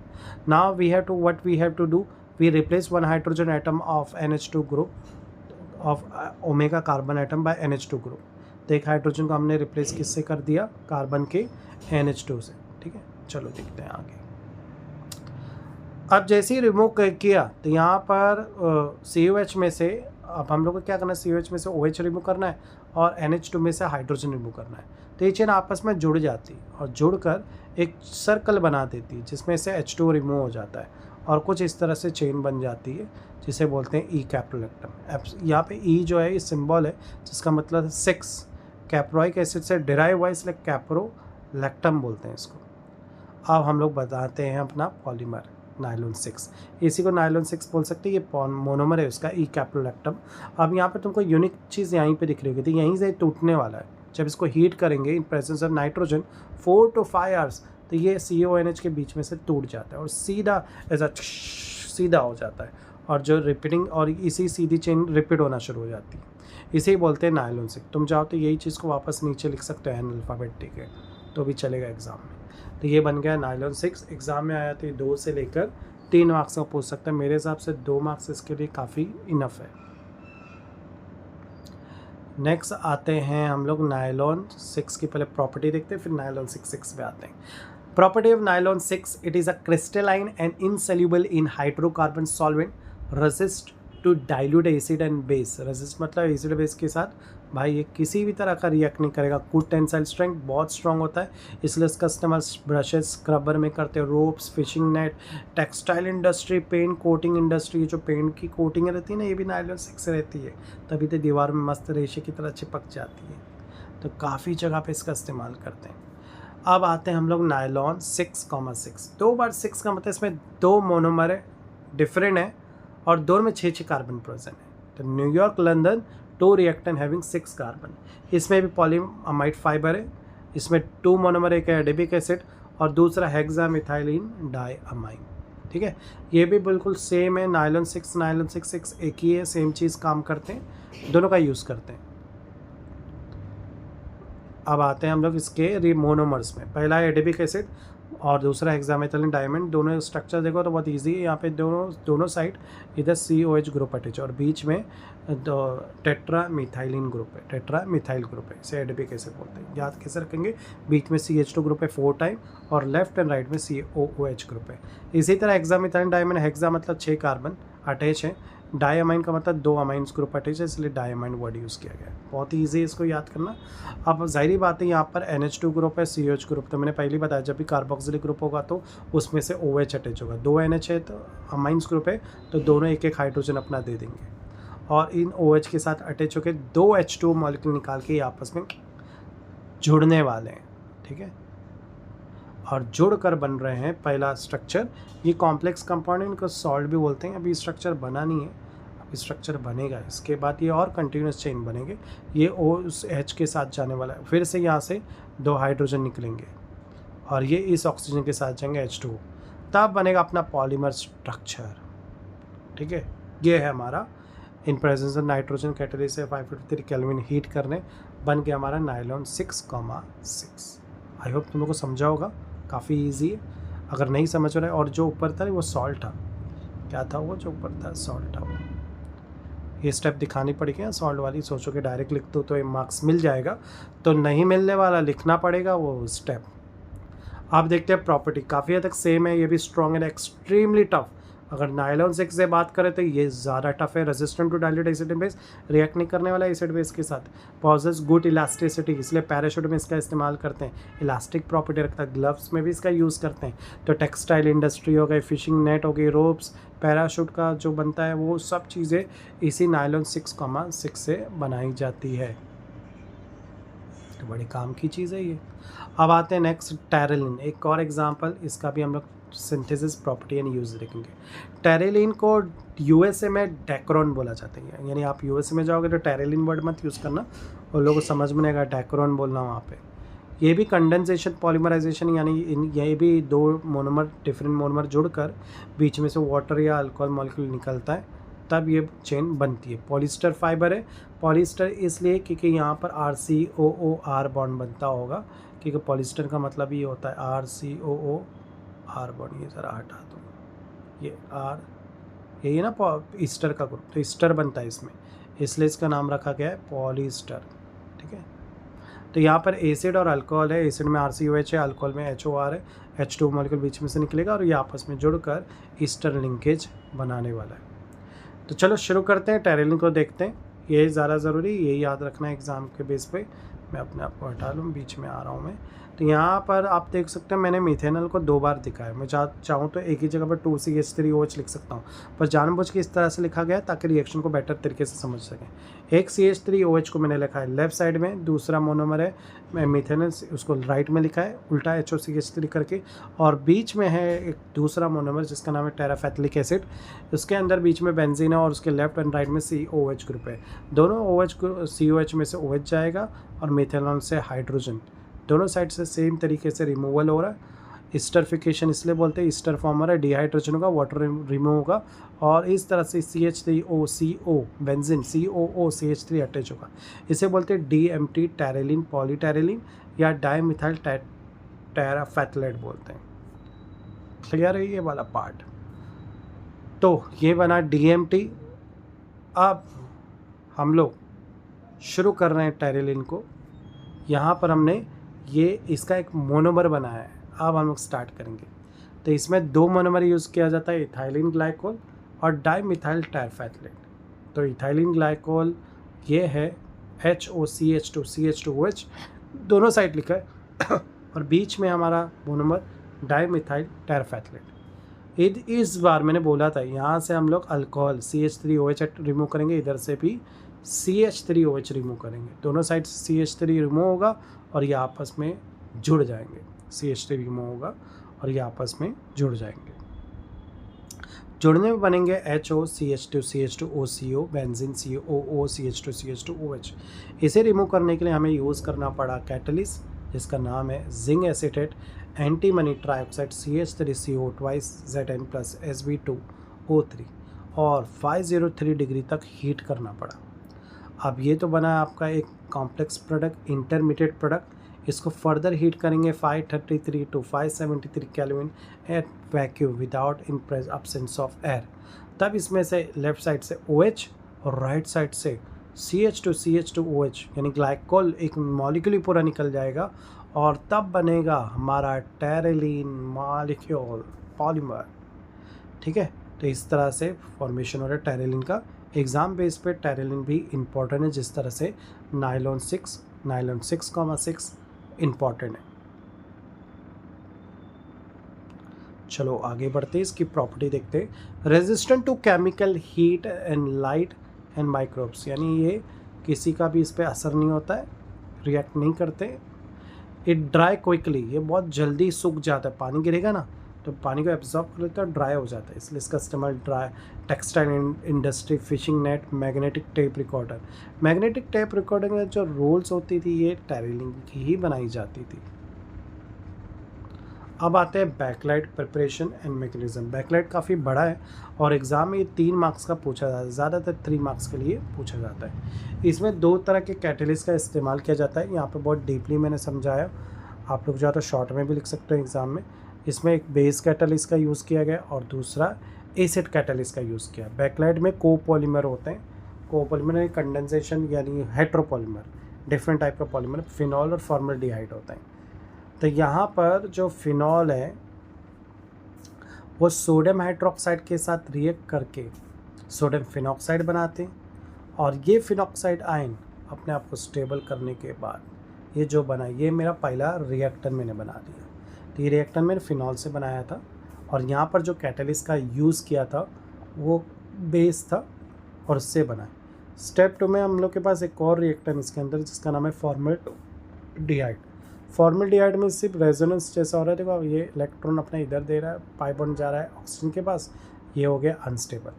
अब ये जो दोनों अनस्टेबल हमने जो बनाया ना, अब इन मोनोमर को यहाँ रखेंगे, एक है फिनॉक्साइड आयन, दूसरा फॉर्मल्डिहाइड। अब जारी बात है इधर पे ये जो आपको सेकंड पोजीशन दिख रही है वहाँ से देखो बॉन्ड बाहर निकल चुका है। अब यहीं से ये पूरा के पूरा फॉर्मल्डिहाइड, पूरा के पूरा फॉर्मल्डिहाइड यहाँ अटैच होने वाला है और अटैच होके बनेगा CH2OH। क्या बनाएगा? CH2OH, कुछ भी नहीं, रिमूव नहीं हुआ है। इसे बोलते हैं ऑर्थो, क्योंकि इस सेकंड पोजीशन पे अटैच है, ऑर्थो हाइड्रोक्सी मिथाइल फिनॉल। इसी तरह से ये चेन बढ़ती जाएगी। अगर सीधी चेन बन रही तो इसको नोवेलेक बोलते हैं और ब्रांच बने तो इसका नाम रहता है बैकलाइट। चलो देखते हैं, यहाँ पर एसिड कैटलिस्ट अगर यूज़ करते हैं तो उसके बेस पर रिएक्शन को समझा रहे हैं। मान लो एसिड में आपने यूज़ कर लिया HCl, तब HCl का H अटैच हो जाएगा OH के साथ और क्लोरीन आउट हो जाएगा। इस तरह से ये एक मिथेनॉल टाइप का मोनोमर बन गया है। दूसरा स्टेप 2 में हम दूसरा फिनॉल को मोनोमर को भी थोड़ा रिएक्ट करके देखते हैं क्या बन सकता है। अब यहाँ पर ज़्यादा कुछ डिफरेंस नहीं किया, सिर्फ ये अंदर का जो बॉन्ड था वो बाहर आ गया ऑर्थो पोजीशन पे और ऑक्सीजन जो है वो अपना एक इलेक्ट्रॉन से नीचे बॉन्ड बना देता है। देखिए, तो ये हमने अनस्टेबल किया। अब इन दोनों मोनोमर को रिएक्ट करेंगे, रिएक्ट करने पे हमें बनेगा ऑर्थो हाइड्रोक्सी फिनॉल। दोनों में वही चीज़ बनी है। एग्ज़ाम में आता है एक ही वाले मेथड को या डायरेक्ट भी लिख सको, जैसे अभी देखो नीचे लिखा है ना, ऐसा भी लिख दोगे तो चलेगा। एक क्या फिनॉल है, दूसरा क्या फॉर्मल्डिहाइड। एसिड बेस यहाँ लिखते हो, जैसे देखो HOOH लिखा है, इसका आता है एसिड और बेस है। एग्जाम में ऐसा भी लिखोगे तो चलेगा, जो डिटेल में बताया ना डीपली वो नहीं भी बताओगे तो चलेगा। अब यहाँ पर बन रहा है ऑर्थो हाइड्रोक्सी फिनॉल, यही अपना मेन प्रोडक्ट है। फिर या तो हो सकता है वो ऑर्थो और पैरा पे अटैच हो, ortho para dihydroxy methyl phenol. यहाँ पे चांसेस प्रोबेबिलिटी बता रहा है, हमें इसी पे ध्यान देना है। या हो सकता है 246 पोजीशन पे ट्राईहाइड्रोक्सी मिथाइल फिनॉल अटैच हो सकता है। ये 3 चांसेस है। हमारे पास फॉर्मल्डिहाइड की कोई कमी नहीं, फिनॉल की बहुत कमी नहीं, 3 टाइप के प्रोडक्ट मिलेंगे। पर हमारा जो प्रोडक्ट बनेगा वो पहले वाले से ही बनने वाला है। आगे का जो फाइनल प्रोडक्ट बनेगा, फाइनल प्रोडक्ट बनने से पहले ये जो चेन है आपस में अटैच होगी, स्ट्रेट चेन देखो ज़रा अटैच हो रही है, इस तरह से सीधी अटैच होगी।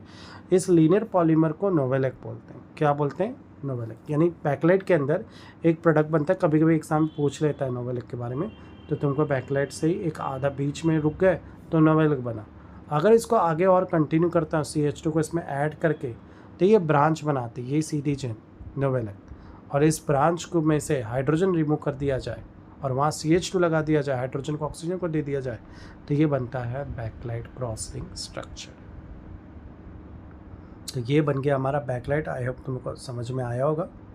आगे बढ़ जाते हैं, एग्जाम्पल देखते हैं। Electric switches, plug, CDs, varnishes, gramophone, इन सब में बैकलाइट का यूज़ किया जाता है। अब आते हैं नेक्स्ट एग्जाम्पल की तरफ, जिसका नाम है मेलामाइन, जिसको मेलामेक भी बोलते हैं। इसमें ये एक ही मोनोमर है जो नीचे तुम लोगों को दिख रहा होगा, दूसरा फॉर्मल्डिहाइड है और ये मेलामाइन है। इसमें देखो हर एक साइड में क्या अटैच है, NH2 ग्रुप, NH2 ग्रुप। इसी NH2 ग्रुप से हमें अटैच करना है अपने फॉर्मल्डिहाइड को, पूरा के पूरा अटैच कर देना है, कुछ भी चीज़ रिमूव नहीं होगी। तो जब अटैच करेंगे तो ये CH2 और ये O के साथ जाकर OH बनाएगा, देखो ये CH2H। इसी तरह से इस तरह के फॉर्मल्डिहाइड को हमने तीनों साइड में अटैच कर देना है। जब तीनों साइड में अटैच हो जाएगा तो बनेगा मेलामेक। देखो सब जगह अटैच करने वाले 1 by 1, तो क्या बनेगा, मेलामेक स्ट्रक्चर बनेगा। इसके यूज़ क्रोकरीज में होते हैं, कचकड़े जैसी, कांच जैसा ही टाइप होता है पर प्लास्टिक जैसा होता है, इसे मेलामाइन बोलते हैं।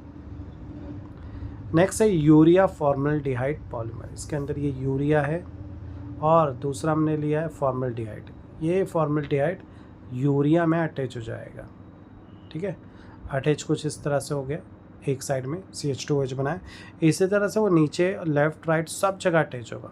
जब सब जगह अटैच हो जाएगा तो बन जाएगा यूरिया फॉर्मल्डिहाइड पॉलीमर। देखो सब जगह अटैच हो गया कि नहीं, इसलिए इसका नाम रखा गया यूरिया फॉर्मल्डिहाइड पॉलीमर। ये चेन रुकेगी नहीं, आगे इस तरह से और अटैच होते जाएंगे। आप लोग देख सकते हैं आगे चलकर इसके साथ एक amino H2N C double bond O NH2 chain attach हो गई, जिससे ये चेन और बड़ी हो गई, करेक्ट। तो ये चेन के साथ फिर हम लोग ने क्या अटैच कर दिया, और इस तरह की चेन अटैच कर दी, तो क्या बन गया ये यूरिया फॉर्मल्डिहाइड पॉलीमर। इसका यूज़ मोस्टली चेयर में होता है, घरों में जो चेयर दिखती है इसी की बनाई जाती है। यहाँ से हम लोग नेक्स्ट पार्ट को देखेंगे नेक्स्ट वीक। आज हमारा तीसरा वीडियो है और इस पार्ट पे हम लोग कवर करने वाले हैं rubber, natural rubber, synthetic rubber, and last रहेगा वल्कनाइजेशन ऑफ रबर। तो शुरू करते हैं। सबसे पहले देखते हैं नेचुरल रबर के बारे में। तो ये लेटेक्स नामी ट्री होता है, ये उससे ऑब्टेन होता है। ये कोलाइडल सस्पेंशन है। कोलाइडल सस्पेंशन मतलब इनके जो पार्टिकल का साइज़ है वो 100 नैनोमीटर से लेके 200 नैनोमीटर तक का तकरीबन होता है। इसी वजह से इन्हें कोलाइडल सस्पेंशन बोलते हैं, यानी कोलाइडल पार्टिकल। ये लीनियर पॉलीमर होते हैं और आइसोप्रीन की चेन होती है। लीनियर का मतलब हो गया कि बहुत ही स्ट्रॉन्ग होते हैं। लीनियर पॉलीमर आइसोप्रीन, आइसोप्रीन ये इसका कॉमन नेम है और IUPAC नेम है 2-methyl-1,3 ब्यूटाडीन। नीचे देखो स्ट्रक्चर दिया है CH2 डबल बॉन्ड C पे, देखो नीचे ब्रांच है मिथाइल ग्रुप की, CH डबल बॉन्ड CH2, 2 बार डबल बॉन्ड होने की वजह से यहाँ पे डाइन लगा हुआ है और 4 कार्बन होने की वजह से इसे ब्यूटाडीन नाम दिया गया है। और सेकंड पोजीशन में आप देख सकते हो मिथाइल ग्रुप अटैच है। आगे बढ़ते हैं। ये rubber, natural rubber is cis polyisoprene. अब ज्योमेट्रिकल आइसोमराइज्म अगर आपको याद होगा तो ज्योमेट्रिकल आइसोमराइज्म में 2 टाइप के आइसोमराइज्म थे, एक सिस था और दूसरा था ट्रांस आइसोमराइज्म। तो जो नेचुरल रबर होता है वो सिस, ज्योमेट्री जो उसकी होती है वो सिस होती है।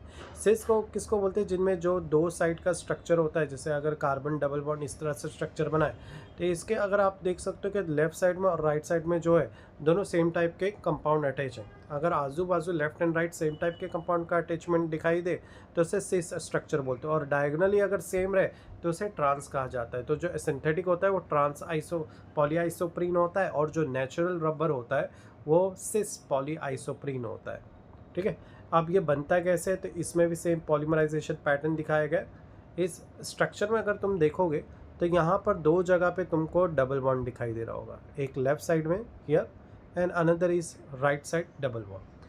अब क्या होगा, जैसे ही आप इसको पॉलीमराइजेशन करोगे, हीट करोगे, तो ये ब्रेक होता है। एक इलेक्ट्रॉन यहाँ जाएगा, एक इलेक्ट्रॉन यहाँ पर आएगा। बिल्कुल इसी तरह से ये डबल बॉन्ड में भी एक इलेक्ट्रॉन यहाँ आएगा और एक इलेक्ट्रॉन टर्मिनल में जाएगा। तुम लोग एक चीज़ ऑब्जर्व कर सकते हो कि यहाँ बीच में 2 इलेक्ट्रॉन जा रहे हैं जो टूट के यहाँ पर आ रहे हैं दोनों साइड से। दो इलेक्ट्रॉन से एक बॉन्ड बनता है, इसी वजह से तुम लोग देख सकते हो फाइनल प्रोडक्ट में बीच में डबल बॉन्ड आ गया है। तो डबल बॉन्ड बीच में आने का रीज़न आया क्लियर होगा, वो पाई बॉन्ड का जो ब्रेकिंग है वो एक कॉमन जगह पर दो पाई इलेक्ट्रॉन्स मिल रहे हैं और बनने वाला स्ट्रक्चर है पॉलीआइसोप्रीन। राइट में एन लगाएंगे, यानी इसकी रिमेनिंग कंटिन्यूस चेंज चलती जाएगी। और इधर एन पहले इसलिए लगाते क्योंकि नंबर ऑफ आइसोप्रीन हम लोग लेने वाले हैं। अब आते हैं सिंथेटिक रबर। सिंथेटिक और नेचुरल में ज़्यादा डिफरेंस नहीं है। इवन अगर आप बुक में देखोगे तो ज़्यादा डिटेल्स में प्रॉपर तरीके से ये एक्सप्लेन भी नहीं किया गया है। तो जो सिंथेटिक रबर होता है वो ट्रांस होता है, इसमें तुमको डायगोनली जो चेन है वो तुमको सेम दिखाई देगी। देखो डायगोनल डायगोनल का देखो ऐसा खतरे का निशान जैसा, एक साइड देखो सेम है, इसलिए इसको क्या बोलते हैं सिंथेटिक। और ये ज्योमेट्रिकल आइसोमराइजर में ट्रांस पॉलीआइसोप्रीन रहता है। इसको गट्टा पर्चा भी बोलते हैं, ये इसका दूसरा नाम है। प्रिपेयर्ड इन फैक्ट्री और लेबोरेटरी, ये इनको प्रिपरेशन लैब में केमिकली किया जाता है या फैक्ट्री में बनाया जाता है। ये भी पॉलीमर ही होता है, आइसोप्रीन ही होते हैं, बट ये आर्टिफिशियल बनाए जाते हैं। ये नॉन इलास्टिक और क्रिस्टलाइन होते हैं। इनमें एक अच्छा होता है कि नॉन इलास्टिक है, क्योंकि जो नेचुरल रबर होता है वो बहुत चिपचिपा इलास्टिक होता है, ये वैसे नहीं रहते हैं। और क्रिस्टलाइन मतलब ये हार्ड भी कर सकते हैं, जैसे टायर बना हुआ है ये आर्टिफिशियल रबर से बनता है ताकि इसकी जो क्वालिटी है वो बढ़ जाए, ठीक है। पर इससे भी एक बेहतरीन रबर बनाया गया है जो इन सारे रबरों से बहुत अच्छा होता है। कि नेचुरल रबर में बहुत सारी खामियां होती हैं, उसको समझते हैं यहाँ पर, जिसको कहा जाता है वॉल्कनाइजेशन ऑफ रबर। इसको डिस्कवर किया था चार्ल्स गुडईयर ने इन 1839 में। ये नेचुरल रबर जो होते हैं वो सॉफ्ट और स्टिकी होते हैं, ये बहुत बड़ा इशू होता है नेचुरल रबर का। और भी ड्रॉबैक है, जो नेचुरल रबर होता है वो पानी को बहुत ज़्यादा एब्जॉर्ब करने की कैपेसिटी रखते हैं। इनके टेंसाइल स्ट्रेंथ बहुत कम होती है। नेचुरल रबर को बिल्कुल पनीर की तरह ऐसा ब्रेक कर सकते हैं। अगर पनीर दिमाग में करो तो तुमको नेचुरल रबर काफ़ी हद तक समझ में आ जाएगा। तो यहाँ पर तो और नॉन रेजिस्टेंस होते हैं, मतलब रिएक्ट कर लेंगे, जो भी चीज़ में डाल मिक्स हो सकते हैं एसिड के साथ, बेस के साथ। तो ऐसे में एक प्रॉब्लम आया कि हमें ऐसा रबर चाहिए जो रिएक्ट भी ना करे, और जो हम पर्पस के लिए उसको यूज़ कर रहे हैं, जो वॉचेस में भी बेल्ट होते हैं वो रबर को होते हैं, टायर में होते हैं, रिएक्ट भी ना करें। तब साइंटिस्ट ने, चार्ल्स गुडईयर ने वल्कनाइजेशन रबर बनाया। ये भी आर्टिफिशियली होता है, पर ये नेचुरल में आर्टिफिशियल मिक्स किया जाता है। तो इसमें क्या करते हैं, it is done by raw rubber. एक कच्चा रबर लेते हैं जो मिल्क निकलता है ना प्लांट से, लेटेक्स से, उसमें 3 to 5% सल्फर ऐड करते हैं और 100 to 150 डिग्री उसको हीट करते हैं, और तब बनता है हमारा जो रबर, जिसे बोलते हैं वल्कनाइजेशन ऑफ रबर। ठीक है, ये है वो रिएक्शन जहाँ पर दिखाया वल्कनाइजेशन रबर को। यहाँ पर तुम लोग देख सकते हो कि नेचुरल रबर है सिंस, ये देखो स्ट्रक्चर सीसी है, नीचे भी एक स्ट्रक्चर सिस का ही है, दो सिस के है ना। तो सल्फ़र को हम लोग इस दोनों के बीच में एक ब्रिज की तरह जोड़ देना है सल्फ़र को। तो चलो जोड़ते हैं और देखते हैं क्या होता है। ये डाला मैंने बीच में दो सल्फ़र मॉलिक्यूल, ये येलो कलर में आपको दिखाई दे रहे होंगे। ये बन गया आपका नेचुरल रबर से बन गया वल्कनाइजेशन रबर। ठीक है, इसमें डाई सल्फाइड की बॉन्ड होती है। डाई सल्फाइड का मतलब दो सल्फर ग्रुप है, इसलिए डाई सल्फाइड बॉन्ड है जो दो सिस आइसोमर पॉली आइसोप्रीन या नेचुरल रबर को जोड़ती है। अगर 1 से 3% सल्फर को ऐड किया जाए तो बनने वाला रबर, रबर बैंड एकदम इतना स्ट्रॉन्ग रबर नहीं होगा। जैसे रबर बैंड में जो रबर होता है उसमें जो सल्फर का एडिशन होता है 1 to 3% होता है, पर अगर आपको स्ट्रॉन्ग रबर बनाना है तो आपको 3 to 10% सल्फर को ऐड करना पड़ेगा। और इसका यूज़ टायर में और बहुत सारी एक्सेसरी में, वॉचेस में यूज़ किया जाता है, जहाँ पर आपको स्ट्रॉन्ग रबर की ज़रूरत है। जैसे शूज़ के बूट में जो नीचे होता है ये भी रबर का बना होता है, बहुत स्ट्रॉन्ग होता है, तो इसमें सल्फ़र की क्वांटिटी ज़्यादा ऐड की जाती है। Various synthetic rubber which is to study are as follow. अब यहाँ पे और भी रबर्स हैं, वेरिएशन है, पिक्चर भी देख सकते हैं। बहुत सारी जगह में अलग अलग टाइप के पट्टे, रोलर, हर जगह पे रबर का यूज़ करते हैं। इवन जो सील करते हैं ना ऑयल की सीलिंग, उसमें भी रबर एक टाइप का लगा होता है, गास्केट बोलते हैं। टायर का ट्यूब भी रबर से बना होता है। तो ये अलग अलग टाइप के रबर से बनता है, जिसके नाम है Buena S rubber, buna N rubber, neoprene rubber और ब्यूटाइल रबर। अब हम लोग देखने वाले इसमें से buna S and buna N, ये थोड़ा इंपॉर्टेंट है। और ये ब्यूना एस ये शॉर्ट फॉर्म है एक केमिकल का, वो भी देखेंगे हम लोग आगे। तो सबसे पहले हम लोग शुरू करेंगे ब्यूना एस और ब्यूना एन के बारे में देखेंगे। तो ये जो वर्ड ब्यूना एन है, तो मैंने यहाँ पे कलरफुल में लिखा है। ब्यूना एस स्टैंड फॉर, ब्यू मतलब ब्यूटाडीन, ना मतलब सोडियम, एक्चुअली सोडियम को नेट्रियम बोला जाता है, ठीक है, नाइट्रियम इसलिए Na लेके आ जाता है, उसको सोडियम हम बोलते हैं। एस का मतलब स्टायरीन, ये सब केमिकल के नेम है और इन केमिकल को हम लोग देखने वाले हैं। तो butadiene sodium styrene is called Buena S. तो चलो देखते हैं, यहाँ पर है 2 मोनोमर, डिफरेंट मोनोमर है तो इसको हेटेरोपॉलीमर बोल सकते हैं। ब्रांच हम लोगों ने क्लासिफिकेशन स्टडी किया था। इसको बोलते हैं स्टायरीन। स्टायरीन कैसे बनता है ज़रा देखो, बेंजीन के ऊपर इथीन ग्रुप अटैच है। इथीन मतलब CH double bond CH2 double bond CH2। अब बोलेंगे सर हाइड्रोजन किधर गया, तो वो बैलेंसिंग में हाइड्रोजन को एडजस्ट करना पड़ता है, 4 बॉन्ड से ज़्यादा नहीं होने चाहिए, है ना, पता है ना। दूसरा है 1,3 ब्यूटाडीन। तो 1,3 butadiene CH2 double bond CH double bond CH2। अब हमने करना है इसे heat in presence of sodium, और हीट करने पर ये जुड़ जाएंगे। फिर से यहाँ पे पाई बॉन्ड ब्रेक होंगे, तो ज़रा पाई बॉन्ड पे बहुत ध्यान देना। यहाँ पर ये जो पाई बॉन्ड ये ब्रेक होके एक यहाँ आएगा और एक इलेक्ट्रॉन यहाँ पे आएगा, बिल्कुल धमाके की तरफ फूटता है। इधर पे भी एक इलेक्ट्रॉन आएगा, इधर एक इलेक्ट्रॉन जाएगा बीच में, यह भी ब्रेक होएगा और एक इलेक्ट्रॉन जाएगा टर्मिनल में, एक जाएगा बीच में। तो एक चीज़ तो कंफर्म होगा कि यहाँ पे डबल बॉन्ड बनने वाला है और ये दोनों यहाँ से जुड़ जाएंगे, यानी जहाँ पर डबल बॉन्ड नहीं है वहाँ पे डबल बॉन्ड बन जाएगा। देखो यहीं पे ये ना डबल बॉन्ड जहाँ पर मैंने बोला, तो ये इस तरह से स्ट्रक्चर बनता है ब्यूनास स्टायरीन ब्यूटाडीन रबर, SBRB इसको शॉर्ट फॉर्म में बोलते हैं। आई होप रिएक्शन समझा होगा, बहुत ही ईजी है, बस जोड़ना है और पाई बॉन्ड को ही ब्रेक करना है। गलती से भी सिग्मा बॉन्ड को ब्रेक नहीं करना, वो ब्रेक नहीं होता है। राइट साइड में सारी यूजेस दिखाया हुआ है ब्यूनास के। प्रॉपर्टी देखते हैं, तो इसकी प्रॉपर्टी है बहुत ही टफ होता है ये rubber, good substitute for natural rubber. अगर नेचुरल रबर से कंपेयर करते हैं ये ज़्यादा अच्छा है, नेचुरल से बेटर है, रिप्लेस किया जा सकता है। थर्ड है it posses high blood bearing capacity, मतलब इसका हाई, सॉरी मैंने ब्लड बोल दिया, लोड है, high process high load bearing, मतलब ये काफ़ी लोड को उठा सकता है, झेल सकता है। गाड़ी के टायर में ट्यूब है, कितना बड़ा लोड 1 टन की गाड़ी को झेल लेते हैं, तो ये लोड को कैपेसिटी करने की कैपेसिटी होती है। इसका यूज़ टायर में, इंसुलेटर बोले तो जैसे घरों में वायर होते हैं, घरों में देखो हर जगह फ़ैन के पास हर जगह वायर गए होंगे, तो मेरे घर में भी ऊपर मैं दिखाता हूँ आपको।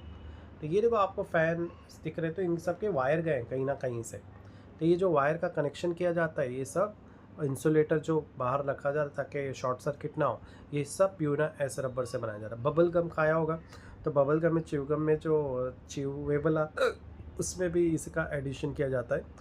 इनर ट्यूब ऑफ टायर क्या इनर ट्यूब होता है ना, मोस्टली यही पंचर होता है, साइकिल में देखा होगा, तो ये भी इसी से बनाया जाता है।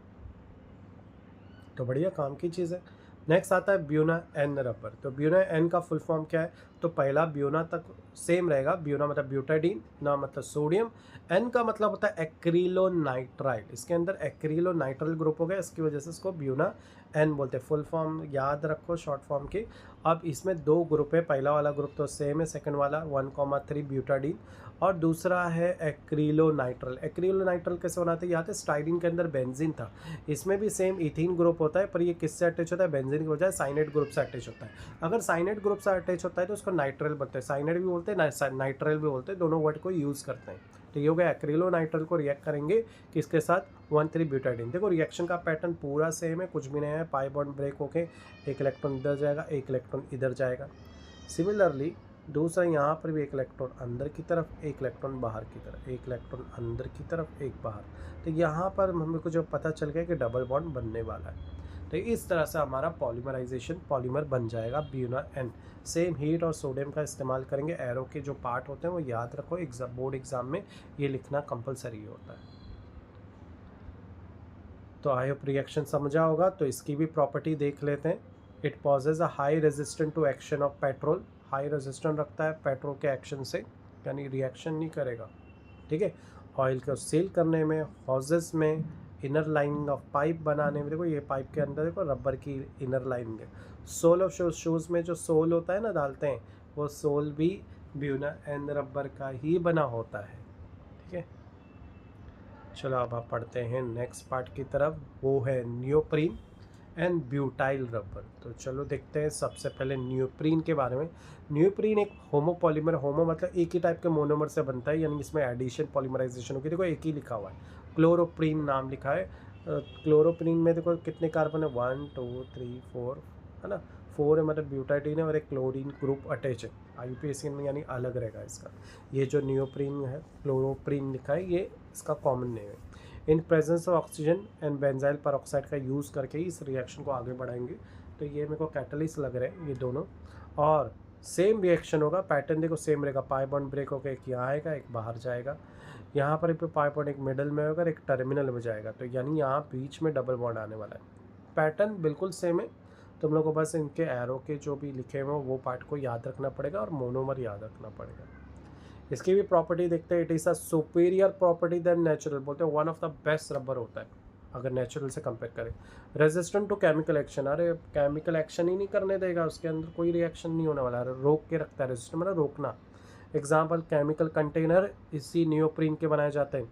कॉन्वीनियर बेल्ट, ये देखो दिख रहा है पट्टा मशीन में जो फैक्ट्रीज में होता है, ये इसी का बनाया जाता है नियोप्रीन का। ऑयल गास्केट में जो ढक्कन होते हैं ना, या जो भी, तो वो तुमने देखा होगा उसके स्टॉपर के तौर पे इन्हीं का इस्तेमाल किया जाता है ताकि एकदम सील पैक हो, चीज़ें ज़रा भी अंदर बाहर ना हो। अब आते हैं नेक्स्ट रबर की तरफ, वल्कनाइज रबर की तरफ, जिसका नाम है ब्यूटाइल रबर। ब्यूटाइल रबर में 2 मोनोमर का यूज़ करते हैं, यानी ये हेट्रोपॉलीमर है। एक तो है आइसोब्यूटाइल और दूसरा आइसोप्रीन। आइसोप्रीन हम लोग ऑलरेडी जानते हैं, है ना। आइसोब्यूटाइल क्या है, तो टोटल 4 कार्बन है, जिसमें से ब्रांच में एक डबल बॉन्ड जैसा लग रहा है, ब्रांच नहीं, वो उसको काउंट स्ट्रेट ही करना पड़ेगा। यहाँ पे कैटलिस्ट के तौर पे यूज़ करा जा रहा है एल्यूमिनियम ट्राइक्लोराइड कैटलिस्ट, और मिथाइल क्लोराइड सॉल्वेंट के तौर पे यूज़ किया जा रहा है। मतलब इस सॉल्वेंट के अंदर इन आइसोब्यूटाइल आइसोप्रीन को पुट किया जा रहा है, तब इसमें रिएक्शन होके ब्यूटाइल रबर बन रहा है। देखो मोनोमर ही आते हैं, आप लोग इजीली रिएक्शन करेंगे। एक बॉन्ड ब्रेक होके जाएगा इधर, एक जाएगा टर्मिनल में, एक जाएगा इधर, एक जाएगा मिडल में, पाई इलेक्ट्रॉन एक और मिडल में जा रहा है, तो यानी यहाँ पर डबल बॉन्ड बनने वाला है। बाकी सब जगह पर जहाँ पर डबल बॉन्ड है वहाँ सिंगल बॉन्ड होगा।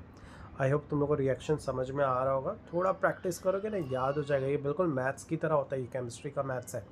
ये जो ऑर्गेनिक केमिस्ट्री है, केमिस्ट्री का मैथ्स होता है। अब आते हैं नेक्स्ट पार्ट की तरफ, जिसका नाम है biodegradable and non biodegradable polymer and preparation of some biodegradable polymer भी देखेंगे। ये बायोडिग्रेडेबल और नॉन बायोडिग्रेडेबल का मतलब है, बायोडिग्रेडेबल मतलब वो मटेरियल जिसको बैक्टीरिया खा के डिकम्पोज कर देते हैं, मतलब वो ब्रेक हो जाता है। जैसे सब्जियां होती है वो सड़ जाती, सड़ के ख़त्म हो जाती। पर प्रॉब्लम बायोडिग्रेडेबल में नहीं, बायो का मतलब है लिविंग, जो ब्रेक करे, लिविंग थिंग जिसको ब्रेक कर दे, चलो कोई इशू नहीं, ये तो अच्छा है। प्रॉब्लम यहाँ नॉन बायोडिग्रेडेबल में, जो प्लास्टिक है ये सब डिकम्पोज नहीं होती, बैक्टीरिया इसको खा ही नहीं पाते ना, ये टूटती है, सड़ती है। अब सड़ेगी नहीं तो बैक्टीरिया लगेंगे नहीं, तो ये एक पॉल्यूशन का रूप ले लेती है, जिसका बहुत बड़ा इशू होता है। तो हमें ऐसा कुछ करना है कि ये जो नॉन बायोडिग्रेडेबल मटेरियल है उसे रोकना पड़ेगा। तो इसके लिए पॉलीमर में भी बायोडिग्रेडेबल पॉलीमर बनाना शुरू कर दिया है साइंटिस्ट लोगों ने। गवर्नमेंट भी इस चीज़ पे काफ़ी ध्यान दे रही है। चलो अभी आगे बढ़ते हैं। नेचुरल पॉलीमर आसानी से डिग्रेड हो जाते हैं, बट सिंथेटिक पॉलीमर जो होते हैं वो आसानी से डिग्रेड नहीं होते, जिसकी वजह से होता है पॉल्यूशन। ठीक है, ये देखो कितनी गंदगी है। कुछ डेवलप कंट्री क्या करती हैं, इन गंदगी को जो वीक कंट्री या गरीब कंट्री होती हैं उनके समुद्र में जाके फेंक देती है। जैसे सोमालिया जहाँ पे पायरेट होते हैं वहाँ पे बहुत गंदगी ऐसी फेंकी जाती है। ठीक है, तो वेरियस बायोडिग्रेडेबल पॉलीमर बनाए गए, जिसके नाम है PHPV पॉलीमर, सेकंड है टेक्सट्रॉन, थर्ड है नाइलॉन 2, नाइलॉन 6। चलो आप देखते हैं इन पॉलीमर के बारे में, और इनका इस्तेमाल भी ज़्यादा होता है। बायोडिग्रेडेबल है तो सारी बातें इंपॉर्टेंट है based on exam. Polyhydroxy, PHBB का मतलब होता है पॉलीहाइड्रोक्सी ब्यूटाइरेट को हाइड्रोक्सी वैलेनेट। ठीक है, नीचे भी नाम है। एक है 3 हाइड्रोक्सी ब्यूटानिक एसिड, ये 2 मोनोमर से बनता है। 3 हाइड्रोक्सी ब्यूटानिक एसिड में देखो अल्कोहल और कार्बोक्सिलिक एसिड दोनों ग्रुप दिखाई देंगे। दूसरा था 3 हाइड्रोक्सी पेंटानोइक एसिड। पेंटानोइक का मतलब ये था 5 कार्बन, उसमें 4 कार्बन होंगे, और इसके अंदर भी एक अल्कोहल ग्रुप है और एक COH ग्रुप है। जब भी COH ग्रुप आता है तो समझ जाओ वो क्या रिमूव करने वाला है, अपने में से OH रिमूव करेगा, और OH ग्रुप हमेशा अपने में से सिर्फ हाइड्रोजन रिमूव करता है। तो यहाँ से हाइड्रोजन, COH में से OH, दोनों मोनोमर से इसी तरह से COH में से OH निकलेगा और OH में से हाइड्रोजन निकलेगा, दोनों साइड से रिमूव होगा। ठीक है, और ये रिमूव होने के बाद ये आपस में जुड़ेंगे और बनेगा ये कंपाउंड। ये कंपाउंड अगर ध्यान दे तो कुछ इस तरह से दिखाई दे रहा है, ये मैं जनरल फार्मूला फंक्शनल ग्रुप का बना रहा हूँ ईस्टर का, जो कि ईस्टर का फॉर्मेशन बन रहा है, इसलिए इसको ईस्टरिफिकेशन रिएक्शन भी बोलते हैं। और ये है हमारा polymer PHPV polymer, polyhydroxy butyrate co hydroxy valerate. अब नेक्स्ट पॉलीमर है जो कि इंपॉर्टेंट है, नायलॉन 2 नायलॉन 6। हम लोग को इसका फुल फॉर्म पता है, न्यूयॉर्क लंदन 2 न्यूयॉर्क लंदन 6। यहाँ पे नायलॉन 2 का मतलब 2 कार्बन, नायलॉन 6 मतलब जिसमें 6 कार्बन प्रेजेंट है। तो तुम देख सकते हो पहले वाले जो मोनोमर है उसके अंदर सिर्फ 2 कार्बन प्रेजेंट है, एक कार्बन COH ग्रुप का और दूसरा एक मिथाइल ग्रुप अटैच है। लेफ्ट एंड राइट में वो एक कार्बोक्सिलिक और अमाइंस ग्रुप से अटैच है। बिल्कुल वैसे ही दूसरा नायलॉन 6 है वो अमीनो कैप्रोइक एसिड से बना है, और हमें पता है नायलॉन 6 अमीनो कैप्रोइक एसिड से डिराइव हुआ है। तो यहाँ पर भी सेम चीज़ है, 6 कार्बन मिथाइल ग्रुप है और राइट में COH ग्रुप और लेफ्ट साइड में अमाइंस ग्रुप अटैच है। अब इस रिएक्शन में हीट करने में डिहाइड्रेशन होगा और ये फिर से COH ग्रुप अपने OH रिमूव करेंगे और जो अमाइंस ग्रुप है वो अपने सिर्फ हाइड्रोजन रिमूव करेंगे, जो कि बन जाता है H2। यहाँ से कितने टोटल H2O निकलेंगे, 2 H2, और ये जुड़कर बन जाएगा हमारा नायलॉन 2 नायलॉन 6। इसके अंदर जो लिंकेज देखी गई है CONH है, सिर्फ NH होता है, अमाइंस लिंकेज होती। पर अगर कोई अमाइंस कार्बोक्सिल ग्रुप के साथ हो तो उसे अमाइड लिंकेज बोला जाता है। ठीक है, इजी रिएक्शन से प्रैक्टिस करोगे आ जाएगा। नेक्स्ट है डेक्स्ट्रॉन, ये लास्ट रहेगा हमारा। डेक्स्ट्रॉन में भी 2 मोनोमर तुम लोग देख सकते हो। पहला है लैक्टिक एसिड, लैक्टोज, है ना, इसमें एक OH ग्रुप है और राइट में COH ग्रुप है। स्ट्रक्चर काफ़ी एक जैसे है और 2 कार्बोनिल ग्रुप है, एक ब्रांच में मिथाइल ग्रुप अटैच है। इधर पे भी COH और COH ग्रुप है, सेम ग्लाइकोलिक एसिड बोलते हैं इसको, बीच में मिथाइल ग्रुप है।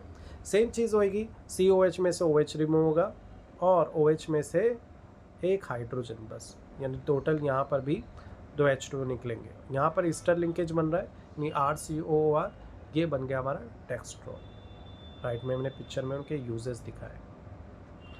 प्रॉपर्टी ऑफ बायोडिग्रेडेबल पॉलीमर, तो क्या प्रॉपर्टी होती है बायोडिग्रेडेबल में, ये पॉलीमर का यूज़ क्यों करना चाहिए ज़्यादा। They undergo bacterial degradation in the, यानी ये बैक्टीरिया इनको खा सकते हैं इन पॉलीमर को, अच्छा है ना।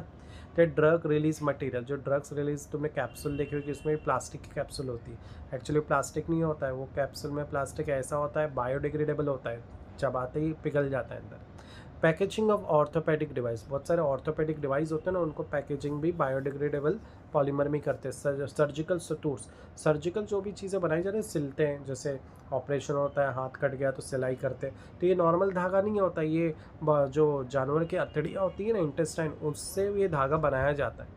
तो ये भी पॉलीमर कैसा है, जैसे सिल देते हैं वो घुल जाता है स्किन के साथ, तो ये फ़ायदे की वाली चीज़ है और नुकसान नहीं होता है, तो ये काफ़ी काम की चीज़ है। ऐसे और भी पॉलीमर अगर तुम लोग को बनाने आ गया है तो तुम लोग यहाँ पे लिस्ट देख सकते हो। पॉलीप्रोपीन, ये नेम है पॉलीमर का, और बनता किससे, मोनोमर प्रोपीन से। ये है उसका स्ट्रक्चर। अब तुम लोग अगर पॉलीमर बनाने आता है तो बहुत इजी है, कुछ भी नया नहीं होता है, बस उसी स्ट्रक्चर को खींचना होता है। इसका यूजेस रोप्स, टॉय, पाइप्स में करते हैं। बहुत सारे एग्जाम्पल है, देखा जाता है ये एग्जाम्पल तो मैंने दिखाया भी नहीं, कुछ तो रिपीटेड दिखेगी, तो सारी बात है इसको गो थ्रू कर लेना। बेस्ड ऑन नीट जेईई या MSCT इंपॉर्टेंट है, बट स्टेट बोर्ड के हिसाब से जो जो एग्जाम्पल अच्छे से उसने दिखाया है ना, वो एग्जाम्पल को अच्छे से करना है। नेक्स्ट है पॉलीस्टाइरीन, इसका मोनोमर होता है स्टाइरीन, ये है वो पॉलीस्टाइरीन का स्ट्रक्चर।